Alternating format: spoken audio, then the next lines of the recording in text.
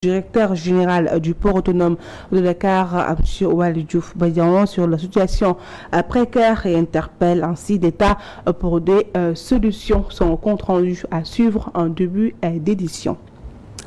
Et puis à Yeumbeul Sud, le bassin de rétention hante le sommeil des habitants de cette localité de la banlieue de Dakar. Les populations déplorent l'insécurité qui règne dans le site, mais aussi la présence des moustiques qui pourraient entraîner des maladies si des mesures ne sont pas prises sitôt.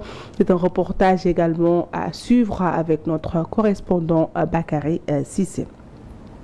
Hors de chez nous, la commission de l'Union africaine a un nouveau président. Il s'agit de Ali Mohamed Youssouf, ministre des Affaires étrangères de Djibouti. Il succède ainsi au Tchadien Moussa Faki Mohamed. L'élection a eu lieu aujourd'hui à Addis Abeba en Éthiopie. Voilà, c'était tout pour les grandes lignes de développement. C'est dans un instant.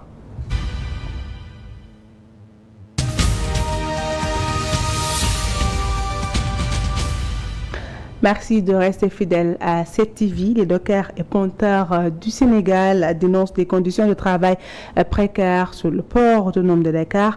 Ils se sentent donc désavantagés depuis l'arrivée de Waly Diouf Bodian à la tête du port autonome de Dakar. Il essaie plutôt de s'entretenir avec lui, mais avant, ils ont tenu donc ce samedi leur 9e congrès ordinaire. C'était le lieu pour eux d'exposer leurs différentes revendications et d'interpeller ainsi le gouvernement sur leur situation. Compte rendu signé Djemambay. Aucun représentant de la direction générale du port autonome de Dakar n'a pris part à ce 9e congrès ordinaire du syndicat national des dockers et pointeurs du Sénégal. Waly Diouf Bodian, sache que les dockers du port autonome de Dakar ne sont pas contents. Nous vous avons invité à ce congrès pour vous permettre de venir, pour nous écouter et nos doléances, mais vous n'êtes pas venus. Depuis son arrivée à la tête du port, on essaye d'avoir une audience avec lui, mais en vain. Le congrès était l'occasion pour eux de faire le point sur leurs conditions de travail, des conditions qu'ils jugent très en deçà de leurs attentes.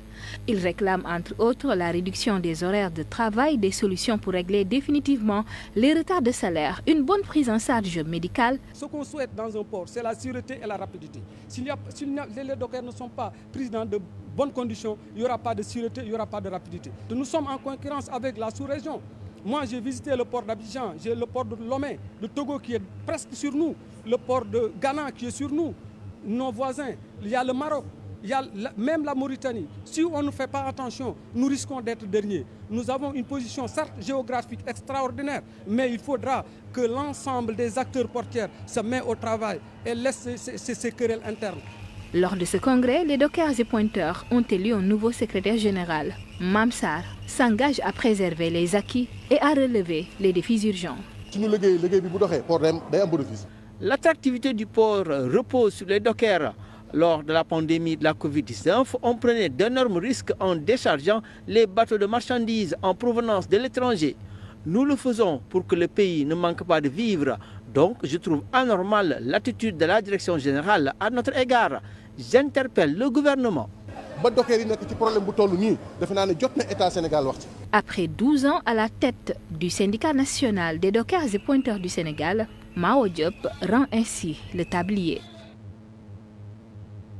Après une assemblée générale tenue ce samedi, le collectif national des travailleurs contractuels de santé a changé de statut juridique pour une meilleure prise en compte de leurs doléances. Les contractuels de la santé ont désormais mis en place un syndicat national. C'était aujourd'hui.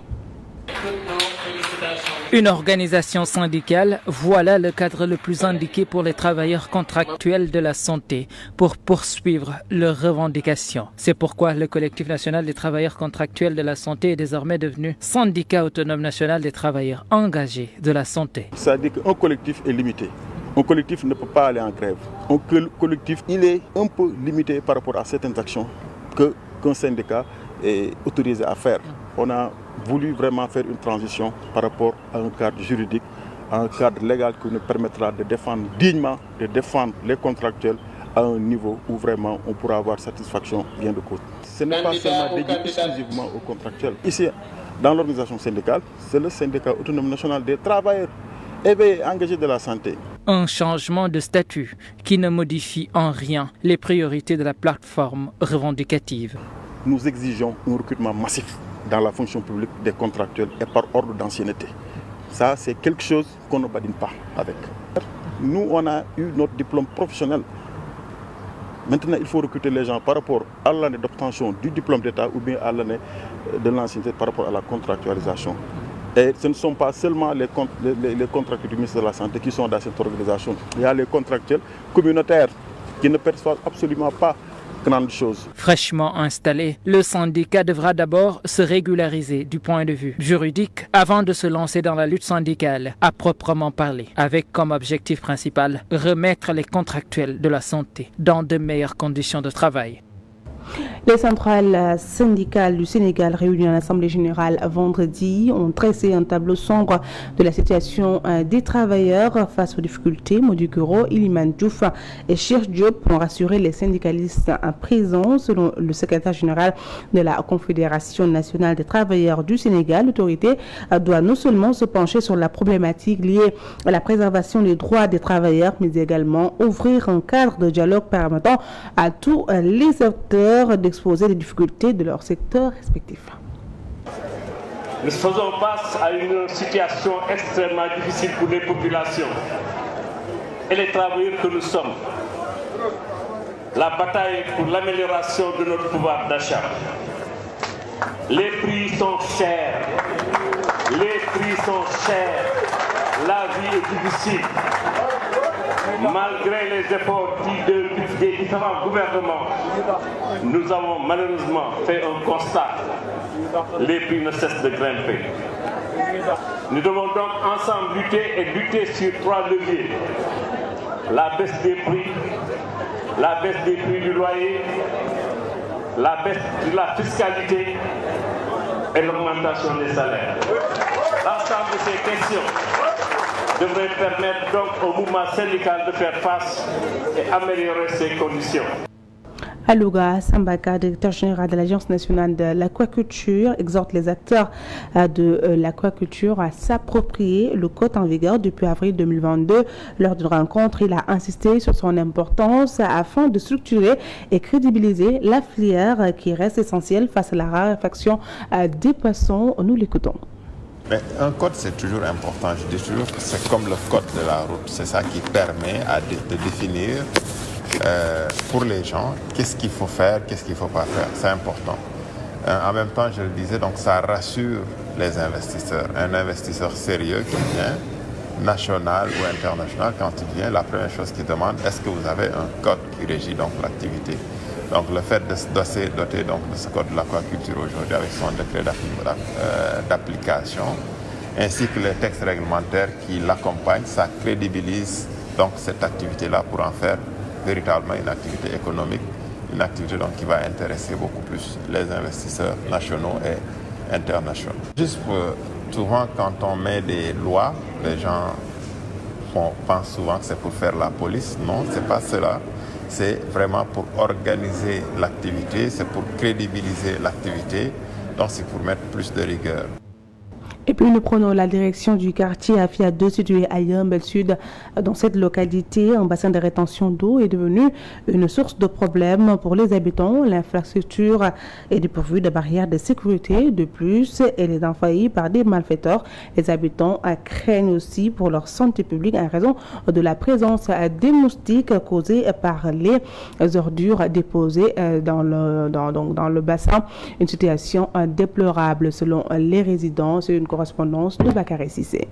Situé au cœur du quartier Afia 2 de la commune de Yeumbeul Sud, ce bassin servant pour la rétention des eaux est devenu un vrai danger pour les habitants. Nous avons besoin d'aide parce que nous rencontrons beaucoup de problèmes ici avec le bassin, surtout donc des problèmes de santé publique, des maladies respiratoires qui frappent les enfants, surtout quand il y a trop de saleté, on est obligé de brûler ça.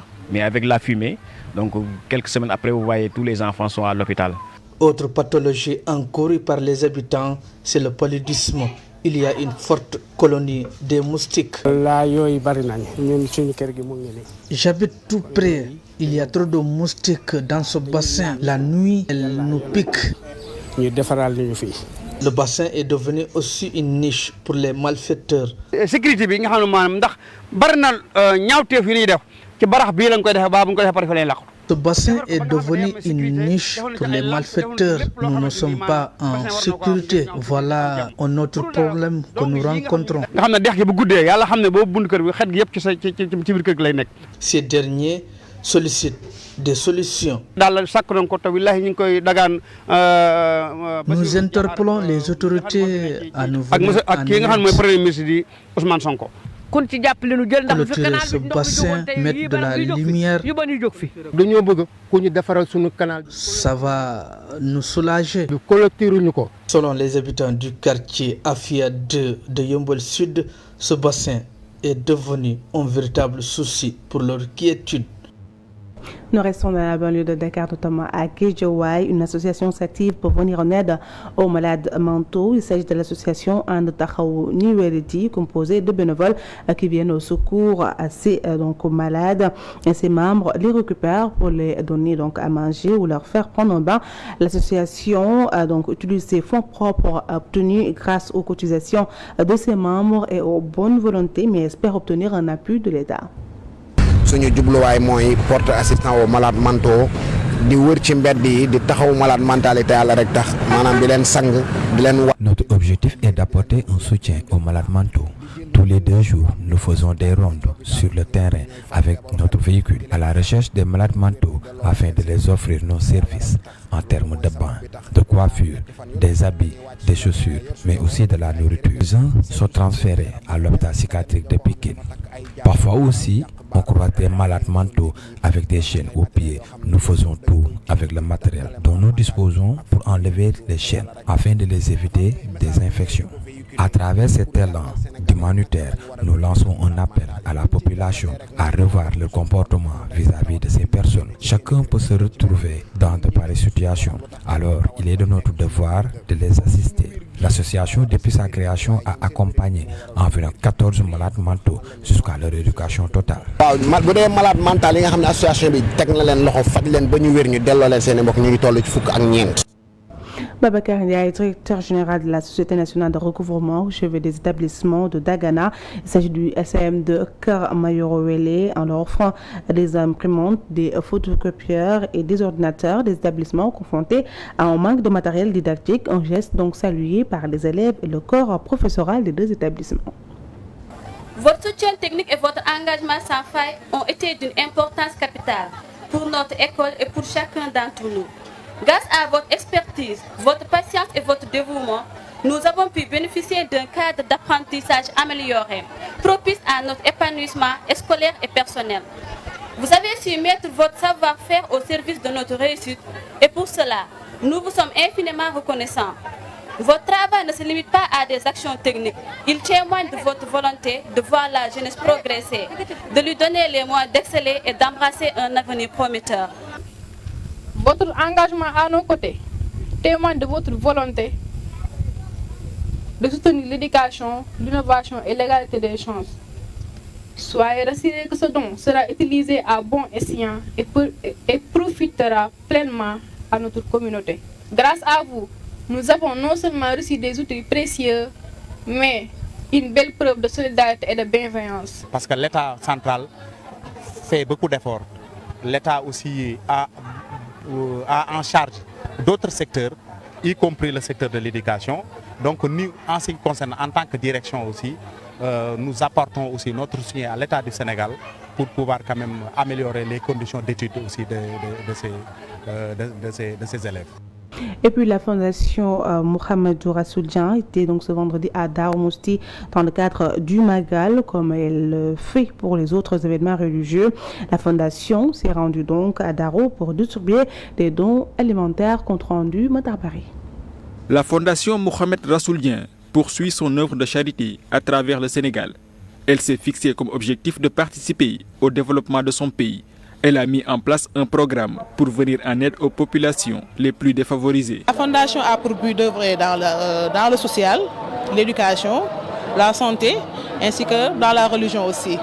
Donc aujourd'hui, on était venu à Darou Mouhty pour distribuer des kits alimentaires, de la boisson, de l'eau des mouchoirs, des malades, tout ce qu'on a besoin dans ces genres d'événements. La fondation Mohamed Rassoul-Dieng s'investit également dans la religion. Comme à son habitude, elle s'est rendue à Darou Mourti dans le cadre du Magal où elle a distribué des kits alimentaires aussi bien aux guides religieux qu'aux pèlerins. Aujourd'hui, on est venu parce que nous, on est des disciples de Darou Moussi. On était venus donc faire un ziara auprès de notre calife, Mam Tcherno, et aussi le nouveau calife, Seigne Khalid Baké. Ces genres d'événements, on a l'habitude d'y aller. Récemment, on était à Yoff dans le cadre de l'appel. On essaie aussi au Fouta dans le cadre d'un ziara et parmi tant d'autres. C'est une fondation à but non lucratif qui œuvre sur fonds propres. C'est lui seul qui les génère. Les fonds viennent de lui. Il n'y a pas de bailleur étranger, il n'y a pas d'aide étrangère. C'est lui seul qui le gère. Donc nous souhaitons longue vie, prospère, tout ce qu'il peut aujourd'hui. Que Dieu lui accorde beaucoup de réussite, beaucoup de succès.